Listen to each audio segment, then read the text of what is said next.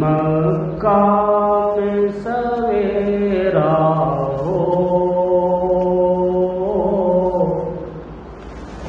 اور شام مدینے میں، مکہ میں سویرا ہو اور شام مدینے میں، مکہ میں سویرا ہو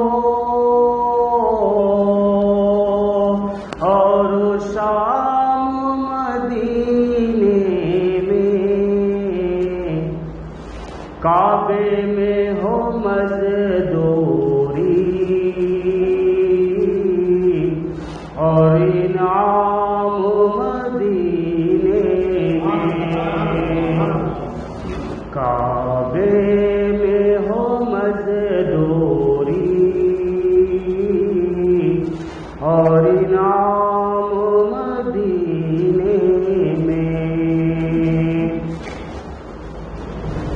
کہہ دو کہ ہواؤں سے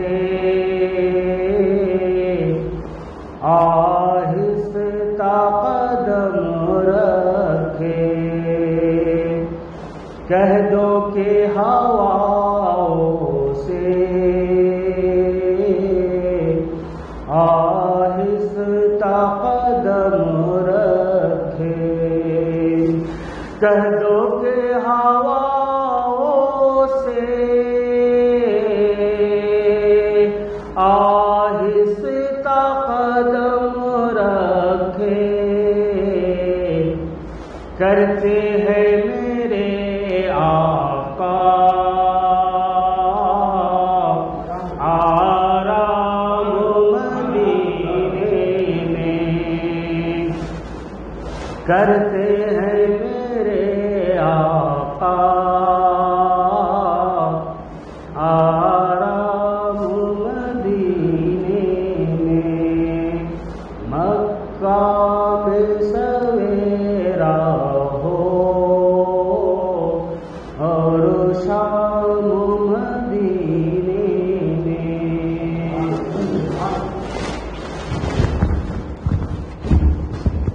اللہ تبارک تعالیٰ کی دعا ہے کہ اللہ تعالیٰ جتنے بھی مسجد میں حاضر ہیں سب کو اللہ تعالیٰ حرمین شریفین کی زیارت نصیب فرمائے، بار بار زیارت نصیب فرمائے۔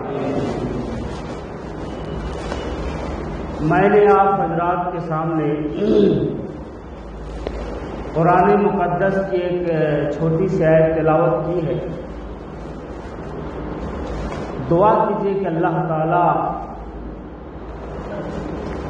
ہم سب کو آخرت کی تیاری کرنے کی توفیق نصیب فرمائے،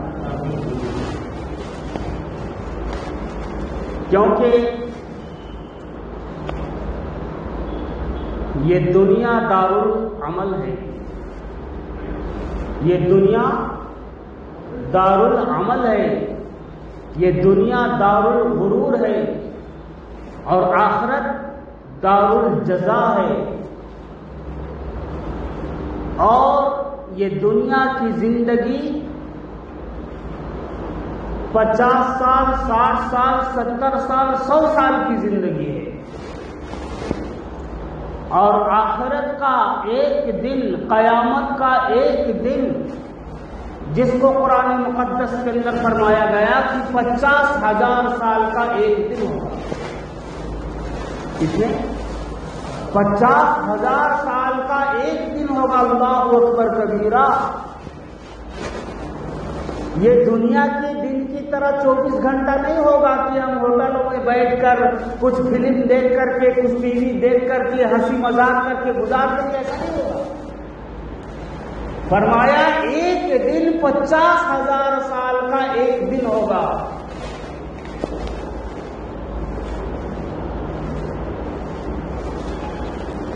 اور دوسرے حدیث کے اندر علماء کرام اس کی تفسیر یہ فرماتے ہیں کہ صبح کو جو بچہ پیدا ہوگا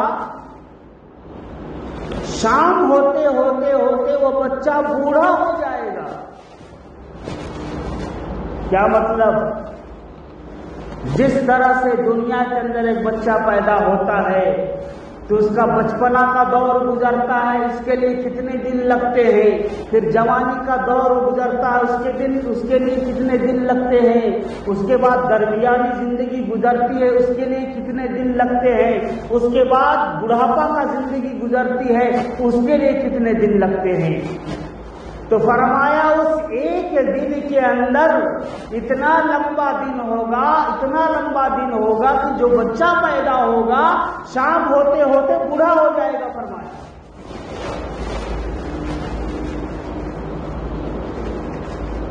تو 50,000 سال کا ایک دن ہوگا. اللہ اکبر. محترم دوستو، اور یہ امت کو زندگی کتنی ملی بھائی؟ ارے بولو بھائی، 50 سال 60 سال، زیادہ سے زیادہ 100 سال 120 سال جی لیا تو آج اس کا جو ہے نا پیپر کے اندر اور ٹی وی کے اندر نام آ جاتا ہے کہ فلاں گاؤں کا فلاں رہنے والا شخص دیکھو 120 سال جیا. اللہ سے دعا کرو اللہ ہماری عمروں کو بھی بڑھا دے، لیکن راحت کے ساتھ کلفت کے ساتھ نہیں. ورنہ ایک آدمی دعا کر رہا تھا، اے اللہ مجھے گھوڑا دے دے، مجھے گھوڑا دے دے، مجھے گھوڑا دے دے. گھوڑا مجھے بہت پسند ہے، گھوڑا مجھے بہت پسند ہے. اللہ تعالیٰ اس کا دعا قبول کیا. لیکن بادشاہ کا ایک لشکر گزر رہا تھا تو دیکھا کہ یہ آدمی جنگل میں پڑا ہوا ہے. بادشاہ نے حکم دیا اس کو پکڑ لو. پکڑ کے لایا گیا. فرمایا حضور یہ تو کوئی اجنبی دکھتا ہے، تو اس کو غلام بنا لو. کیا حکم دیا جائے؟ بادشاہ سلامت کو فرمایا جو گھوڑی نے جو ابھی بچہ جنی ہے اس بچے کو اس کو دے دو اور بولو کہ کاندھے پر اٹھا کر کے لے کے چلے. کاندھے پر اٹھا کے جہاں ہمیں جانا ہے وہاں تک بھی گھوڑے کی بچی کو لے گئے. تو وہ شخص کہنے لگا اللہ میں تو گھوڑا مانگا تھا لیکن جو ہے سو یہ کیا مصیبت دے دی ہے، اس کو ڈھو کر کے اس کے منزل تک لے جانا پڑے. تو لمبی زندگی مانگو لیکن راحت کے ساتھ مانگو، ایسا نہ کہ وہ زندگی ملے اور ہم کلفت میں پڑ جائیں. کلفت والی زندگی ہمیں نہیں چاہیے، راحت والی زندگی چاہیے. اللہ تعالیٰ چلتے پھرتے اٹھتے بیٹھتے اللہ تعالیٰ ہماری روح کو قبض فرمائے. تو امت کو زندگی ملی ہے 50 سال 60 سال 70 سال. آخرت میں کتنا دن رہنا ہے بھائی؟ جنت میں کتنا دن رہنا ہے؟ فرمایا لامحدود زندگی. لامحدود زندگی، اس کا زندگی ختم ہونے والی نہیں ہے.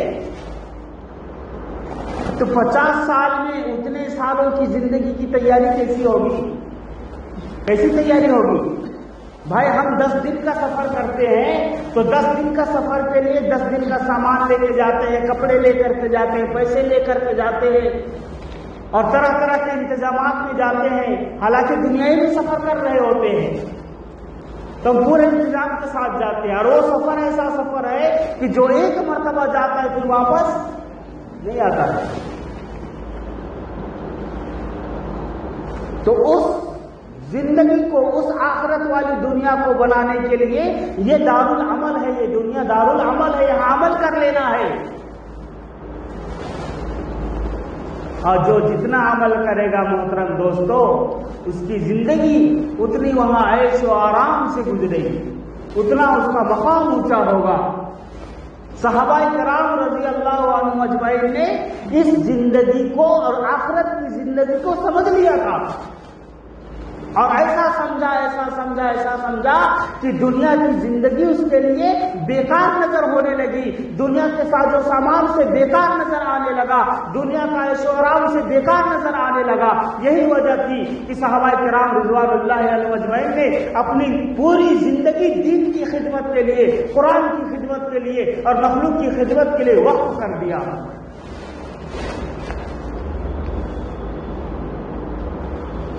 اب اس امت کو 50 سال کی زندگی، 100 سال کی زندگی ملی ہے. پہلے کی امتیوں کو کتنا زندگی ملتی تھی بھائی؟ کتنی؟ 1000 سال، 1500 سال، 2000 سال. اللہ اکبر.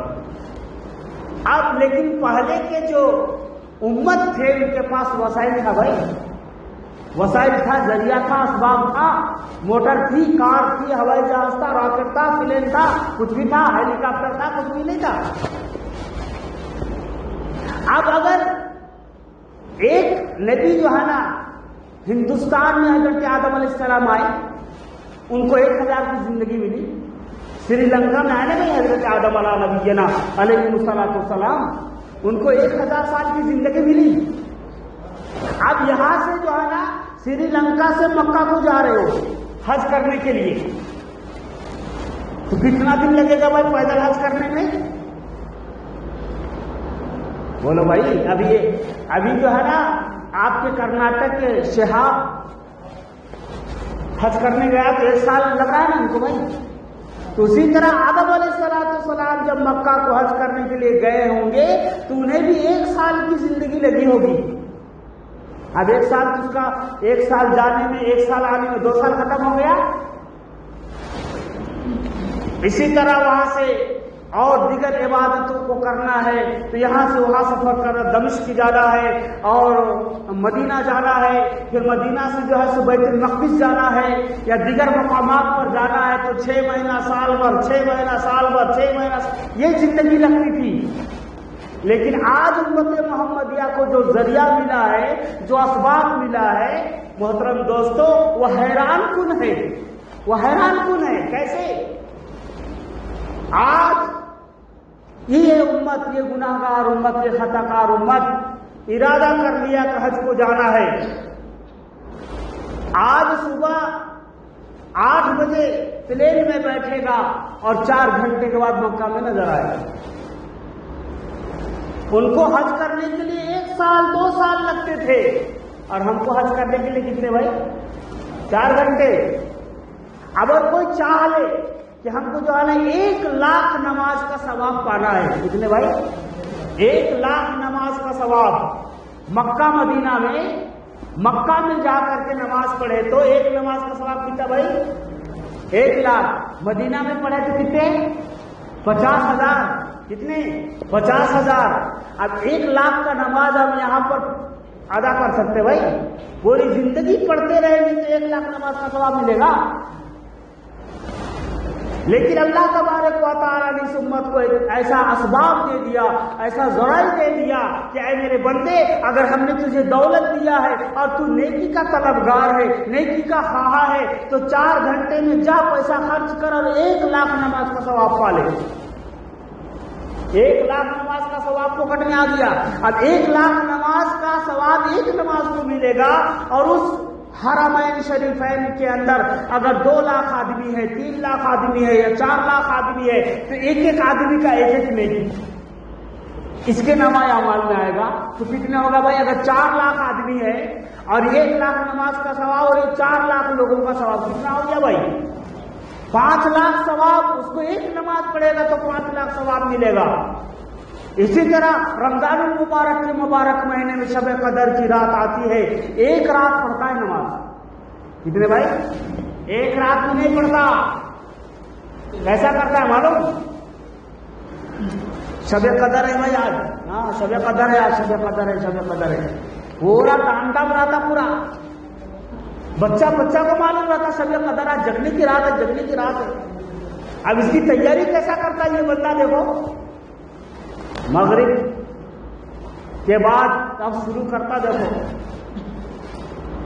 اچھا سے آتا، روتا سینٹ لگا کے کر کے پورا یہ بڑے 30 مار خان کی طرح جو ہے نا مسجد میں گاڑی کا ہارن بجاتے ہوئے بڑی بڑی ٹھاٹ سے آتا، زور سے ہارن بجاتا اور ایسا مٹک کے چلتا، ٹوپی لگا کے پوچھو مت. اب آتا عشاء کی نماز پڑھتا. عشاء نماز پڑھنے کے بعد اب بیان شروع ہوتا. بیان ہوتا کم سے کم 2 گھنٹہ. تو کتنے ہو گئے بھائی؟ 1 2 نماز پڑھے تک تو 10 بج جاتے. 10 بجے کے بعد نعتیہ کلام بیان ہوتے کرتے 2 بج گیا. کتنے گھنٹے چلے گئے بھائی؟ 6 بجے مغرب ہوئی سمجھو تو 6 سے 2 کتنے گھنٹے چلے گئے؟ 8 گھنٹے چلے گئے. اب عبادت کتنا کرے گا یہ؟ زیادہ سے زیادہ. پھر 2 بجے اٹھے، بیان ختم ہوگا، دعا ہوگی تو پھر تھوڑا سا جائے گا چائے وائے پینے، تھوڑا چائے پان کر کے آئے گا. پھر زیادہ سے زیادہ 1 گھنٹہ 1.5 گھنٹہ عبادت کرے گا. چاہے نفل پڑھے گا یا دعا کرے گا یا قرآن کی تلاوت کرے گا. لیکن اللہ تبارک و تعالیٰ اتنا مہربان ہے، اتنا قدردان ہے کہ اللہ تعالیٰ فرماتا ہے میرے بندے تیرا یہ 1 گھنٹے کی عبادت 83 سال کی عبادت میرے نظر میں ہے. فرمایا کتنے؟ 83 سال کا ثواب دیتا ہے اللہ تبارک و تعالیٰ. کاٹ چھانٹ کے اگر شب قدر کی عبادت کو نکالا جائے تو زیادہ سے زیادہ 1.5 گھنٹہ 2 گھنٹہ عبادت کرتا بندہ، اور اللہ تبارک و تعالیٰ فرماتا ہے کہ ہم تمہیں 83 سال کا ثواب دیں گے، 80 سال کا ثواب دیں گے. اگر انہوں نے 10 مرتبہ پا لیا، 20 مرتبہ پا لیا یا 30 مرتبہ پا لیا تو اس کی عمر کتنے ہو جائیں گے بھائی؟ 24,000 مرتبہ ہو گیا. کتنے؟ 24,000. اگر 30 مرتبہ شب قدر کو پا لیا تو کتنی عمر اس کی کتنی ہو گئی بھائی؟ ایک آدمی 24,000 سال تک عبادت کرتا رہا. کتنے؟ 24,000 سال تک عبادت کرتا رہا. اور یہ امت محمد صرف 30 راتوں میں شب قدر کی رات میں 1.5 گھنٹہ عبادت کر لی، فجر کی نماز پڑھ لیا تو کتنا ہو گیا اس کی عمر؟ 24,000 مرتبہ. 24,000 سال ہو گیا اس کا. کتنے بھائی؟ اللہ 2,000 سال، 2400 سال. تو عمر کتنی بڑھ گئی اس کی؟ تو اللہ تبارک و تعالیٰ نے اتنے ذرائع دیے، اتنے اسباب دیے، پھر بھی یہ امت جو ہے نا بیٹھا ہوا ہے، بیٹھ کے ہے، مست ہے. صحابہ کرام رضوان اللہ علیہم اجمعین نے اس زندگی کو سمجھا تھا، دنیا کی زندگی کو سمجھا تھا. ہے لگا دنیا کا میلہ 4 دن، دیکھ لو اس کا تماشا 4 دن. کیا کرو گے قصر عالی شان کو جبکہ ہے ٹھکانا 4 دن؟ 4 ہی دن ہے بھائی، 4 ہی دن ہے. میں نے گزشتہ جمعہ آپ حضرات کے سامنے حضرت سعد ابن ابی وقاص رضی اللہ تعالیٰ عنہ کا تھوڑا واقعہ بتایا تھا، اور یہ بتایا تھا کہ حضرت سعد رضی اللہ تعالیٰ عنہ تیر چلا رہے ہیں، دشمنوں کو مار رہے ہیں. رسول اکرم تاجدار حرم حضرت محمد رسول اللہ صلی اللہ علیہ وسلم اپنے دست مبارک سے تیر دیتے جا رہے ہیں. جب تھوڑا تیر چل چکا تو رسول اللہ صلی اللہ علیہ وسلم کا شوق پڑا، تمنا ہوا کہ دیکھوں تو صحیح کہ یہ سعد ہوا میں تیر چلا رہا ہے یا کسی کو مار بھی رہا ہے. آپ صلی اللہ علیہ وسلم ان کے کاندھے پکڑ کر کے منڈی اٹھا کر کے جھانکنا چاہا تو حضرت سعد رضی اللہ تعالیٰ عنہ کہنے لگے اللہ کے رسول آپ تشریف رکھ لیجئے، آپ بیٹھ جائیے، دشمنوں کا تیر آ رہا ہے، کہیں ایسا نہ ہو کہ آپ کے جسم پر تیر لگ جائے. اے اللہ کے رسول آپ بیٹھ جائیے. اور محترم دوستو، اتنی جانبازی کے ساتھ لوگوں کا دفاع کیا تیر چلا کر کے، اور رسول اللہ صلی اللہ علیہ وسلم کی ایسی حفاظت کی کہ اللہ کے رسول صلی اللہ علیہ وسلم حضرت سعد کو دعا دینے لگے. کیا دعا دیے بھائی؟ اے سعد، میری ماں آمینہ اور میرا باپ عبداللہ تیری ذات پر قربان. کیا بولے بھائی؟ میری ماں آمینہ اور میرا باپ عبداللہ تیری ذات پر قربان. کتنے بار بولے بھائی؟ 13 مرتبہ. کتنے بار بولے؟ 13 بار بولے. دنیا کیا بولتی ہے؟ دنیا یہ بولتی ہے یا رسول اللہ صلی اللہ علیہ وسلم آپ کی ذات پر میری جان قربان، میرے ماں باپ قربان، میرے خاندان قربان، میرا جان مال سب قربان. اور وہاں پر اللہ کے رسول صلی اللہ علیہ وسلم کیا فرما رہے ہیں کہ اے سعد، میری ماں اور میرے باپ والد محترم آپ کی ذات پر قربان. جنگ ختم ہو گیا. حضرت علی رضی اللہ تعالیٰ عنہ یہ سن رہے کے بعد، اب حضرت علی رضی اللہ تعالیٰ عنہ جنگ ختم ہونے کے بعد حضرت علی آ گئے. ہاتھ باندھ کے کھڑا ہے اور کہنے لگے یار سعد، اے میرے یار، آج مجھ سے ایک سودا کر لے۔ کیا سودا کر لے بھائی؟ آج مجھ سے ایک سودا کر لے۔ فرمایا حضرت سعد رضی اللہ تعالیٰ عنہ کہنے لگے علی کون سا سودا چاہتے ہو؟ فرمایا وہی دعا جو دعا رسول اللہ صلی اللہ علیہ وسلم نے آپ کو 13 بار دعا دی ہے، وہ دعا مجھے دے دو، میری زندگی کی ساری عبادت تم لے لو۔ میری زندگی کی ساری عبادت تیرے ہو جائیں گے، لیکن وہ دعا مجھے دے دو۔ سودے نیکیوں کے ہوتے تھے، سودے نیکیوں کے ہوتے تھے۔ آج محترم دوستو ایک امام صاحب اعلان کر رہا ہے، احادیث کے اندر موجود ہے، اعلان کر رہا ہے کہ جو جمعہ کے دن پہلے نمبر پر آئے گا اسے 1 اونٹ کا ثواب ملے گا، جو دوسرے نمبر پر آئے گا اسے گائے کا قربانی کا ثواب ملے گا، جو تیسرے نمبر پر آئے گا اسے بکری کا ثواب ملے گا، جو چوتھے نمبر پر آئے گا اسے مرغی کا، پھر انڈے کا، اس کے بعد انڈا ہو جائے گا پورا۔ اس کے بعد کیا ہو جائے گا؟ پورا انڈا ہو جائے گا۔ اب کون اس ثواب کو حاصل کرنے کے لیے کون آگے آ رہا ہے بھائی؟ آپ اپنے آنکھوں سے دیکھ لیجئے، مشاہدہ کر لیجئے۔ اور صحابہ کرام رضوان اللہ تعالی اجمعین سودے کی نیکیوں کا سودا کرتے تھے۔ ایک مرتبہ حضرت عمر فاروق رضی اللہ تعالیٰ عنہ حضرت ابو بکر صدیق رضی اللہ تعالیٰ عنہ کے پاس آ کر کے کہنے لگے یار ابو بکر صدیق، میری زندگی کی ساری عبادت لے لے، بدلے میں مجھے وہ 3 راتیں دے دے جو رسول اللہ صلی اللہ علیہ وسلم کے ساتھ غار حرا میں گزارے ہیں۔ کیسا نیکیوں کا ان کے اندر تڑپ تھی حاصل کرنے کا، کیسا شوق تھا، کیسا جذبہ تھا۔ محترم دوستو، اور اسی جنگ کے اندر، خیر یہ تو مرد حضرات تھے، صحابہ کرام تھے، اسی جنگ کے اندر ایک خاتون تھی، مومنوں کی روحانی ماں، حضرت ام عمارہ رضی اللہ تعالیٰ عنہ۔ کون بھائی؟ حضرت ام عمارہ رضی اللہ تعالیٰ عنہ۔ کون ہے یہ؟ صحابیہ ہے، ایک خاتون ہے، عورت ذات ہے یہ۔ اور عورت ذات کو لوگ صنف نازک سمجھتے ہیں، کمزور سمجھتے ہیں، دنیا سمجھتی ہے، لیکن جب اس کے سینے کے اندر ایمان کی لذت آ جاتی ہے، ایمان کی مٹھاس کو محسوس کر لیتی ہے، تو محترم دوستو پھر اس کے لیے چٹان سے ٹکرانا کوئی بڑی بات نہیں ہوتا۔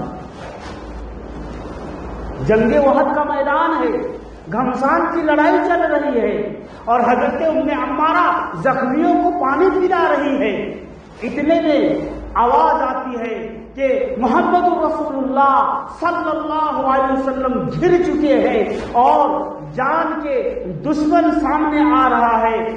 اس میں ایک دین کا دشمن تھا، اسلام کا دشمن تھا، محمد رسول اللہ کا دشمن تھا، جس کا نام تھا ابن قومیہ۔ کیا نام تھا بھائی؟ ابن قومیہ، جو دین کا دشمن، اسلام کا دشمن، رسول اللہ صلی اللہ علیہ وسلم کا دشمن، ہوا میں تلوار لہراتے ہوئے اعلان کرتے ہوئے آگے بڑھ رہا ہے، مجھے بتا دو محمد رسول اللہ کہاں ہے؟ آج میں اگر محمد رسول اللہ کو دیکھ لیا، نعوذ باللہ میں اسے قتل کر دوں گا، آج اسے زندہ نہیں چھوڑوں گا۔ یہ اعلان کر رہے کون؟ دین کا دشمن ابن قومیہ۔ اس اعلان کو سننے والی کون ہے؟ حضرت ام عمارہ رضی اللہ تعالی عنہ۔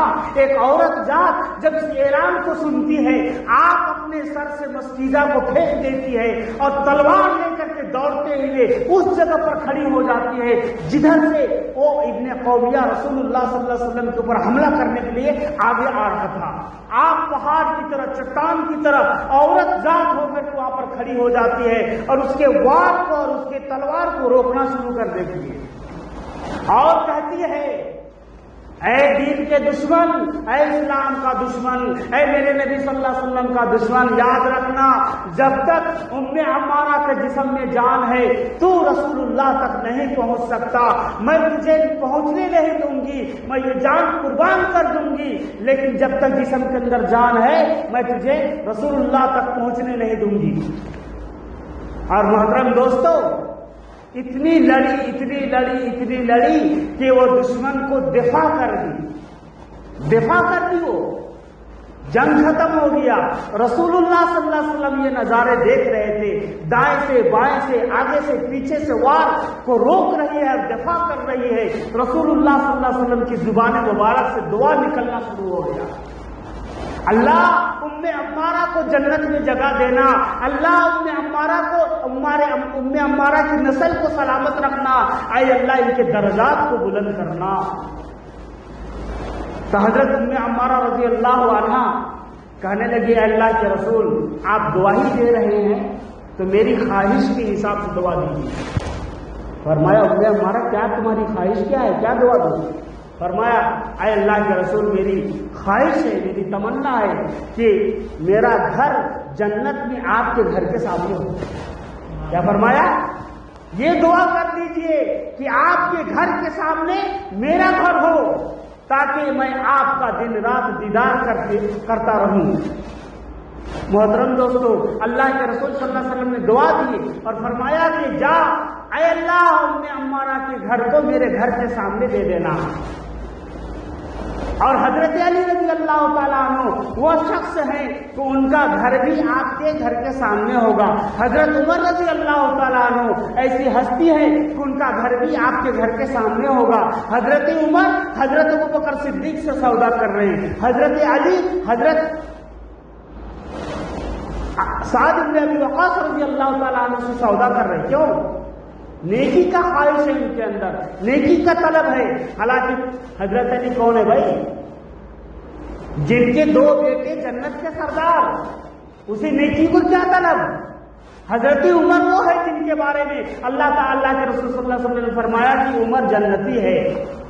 اور ہم قبر سے قیامت کے دن جب اٹھیں گے تو میرے ایک طرف ابو بکر ہوں گے تو دوسری طرف عمر ہوگا. جب نبی کے ساتھ وہ اٹھیں گے تو نیکیوں کی کیا ضرورت؟ وہ تو سیدھے جنتی ہیں. لیکن سودے کیسے ہو رہے ہیں، کیسی تڑپ تھی، کیسا شوق تھا، کیسا ذوق تھا ان کے سینے کے اندر. آج محترم دوستو ہم جمعہ نماز پڑھ لیتے ہیں، سب سے بہت بڑا ہم تیر مار لی. اور بھی آتا ماشاءاللہ، جمعہ کی نماز بھی آتا ہے تو مکمل نماز نہیں پڑھتا، مکمل نماز نہیں پڑھتا. 2 رکعت مرغا ٹھونگ مارے ویسا مرغا مارتا نا بھائی، دانا چگتا ہے نا، اسی طرح مار کے نکل جاتا ہے. نہ خطبہ صحیح سے سنتا ہے، خطبہ سنتے وقت کھڑا رہتا ہے منحوس آدمی.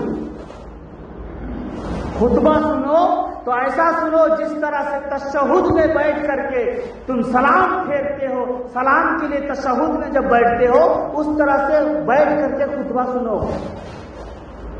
اس لیے کہ 2 خطبہ 2 رکعت کے مانند ہے، 2 رکعت کے مانند ہے. اور یہ آج کا مسلمان جو پیدائشی مسلمان ہے جسے یہ بھی پتا نہیں کہ خطبہ کس طرح سنا جاتا ہے. اللہ اکبر کبیرہ. بہرے قید محترم دوستو، ہمارے اندر بے شمار خامیاں ہیں، ہمارے اندر بے شمار برائیاں ہیں. ہم اپنی برائی کو جھانکنا شروع کر دیں، یقیناً محترم دوستو ہمارے اور آپ کے لیے آخرت کی تیاری کرنا آسان ہو جائے گا. آج تو ہم دوسروں کی برائی تلاش کر رہے ہیں، فلاں کیا کر رہا ہے، فلاں کیا کر رہا ہے، فلاں کیا کر رہا ہے. اللہ حفاظت فرمائے. اللہ تعالی ہم سب کو آخرت کی تیاری کی توفیق نصیب فرمائے. تو یہ امت کو زندگی بہت کم ملی ہے، لیکن ذرائع اور اسباب بہت زیادہ ہیں، بہت زیادہ ہیں. اگر یہ بندہ چاہے، حدیث پاک کے اندر آیا ہے کہ اگر کوئی شخص جمعہ کے دن عصر کے بعد آخری وقت میں دعا کرے گا تو اللہ تبارک و تعالیٰ اس کی دعائیں کو قبول فرمائے گا. اگر وہ 60 سال 70 سال کا بھی گناہگار ہوگا، لیکن اگر وہ وقت مل گیا اس کے نصیب سے محترم دوستو، تو اللہ تعالیٰ اس کی ساری خطاؤں کو معاف کر دے گا، اور کل قیامت کے دن اللہ سے ملاقات کرے گا تو ایسا ملاقات ہوگا جیسا کہ بالکل سفید انسان ہوتا ہے، بالکل گناہوں سے پاک۔ کس کو تڑپ ہے، کس کو شوق ہے، کس کو ذوق ہے، کون آتا ہے اثر کے وقت دعا کرنے کے لیے؟ ہر رات اللہ تبارک و تعالی تہجد کے وقت فرشتوں کے ذریعے سے صدا دلواتا ہے، آواز دلواتا ہے، ہر کوئی نیکی کا طلبگار، ہر کوئی بخشش کا طلبگار، ہر کوئی روزی چاہنے والا، ہر کوئی اولاد مانگنے والا، ہر کوئی بیماری سے شفا مانگنے والا ہے تو آئے میرے دربار میں شفا دینے کے لیے تیار ہوں، اولاد دینے کے لیے تیار ہوں، بیماریوں سے چھٹکارا دینے کے لیے تیار ہوں، اس کے قرض کی ادائیگی کے لیے اسباب جمع کرنے کے لیے میں تیار ہوں۔ دوڑے دوڑے آ جاتا ہے امام صاحب کے پاس، امام صاحب ایک تعویذ دے دیجیے نا، میرا قرضہ بہت ہو گیا ہے۔ اللہ کے بندے، جو قرآن اور حدیث کے اندر جو عمل بتلایا گیا اس عمل کو کرو، اور فانتشروا فی الارض، زمین پر پھیل جاؤ، اللہ تبارک و تعالیٰ تمہارے روزی اور روٹی کے اندر ایسا اسباب کو مہیا کرے گا اور ایسا برکت دے گا کہ چند دنوں میں تمہارا قرض ختم ہو جائے گا۔ بہت سارے خامیاں اور بہت سارے غلطیاں ہیں ہمارے اندر محترم دوستو، ہم کن کن خامیوں کو اور کن کن چیزوں کو ہم بتائیں؟ تہجد کی نماز، اچھا اور ایک بہت اہم بات اس کو دل و دماغ کے اندر رکھ لیجیے، دماغ کے اندر نوٹ کر لیجیے،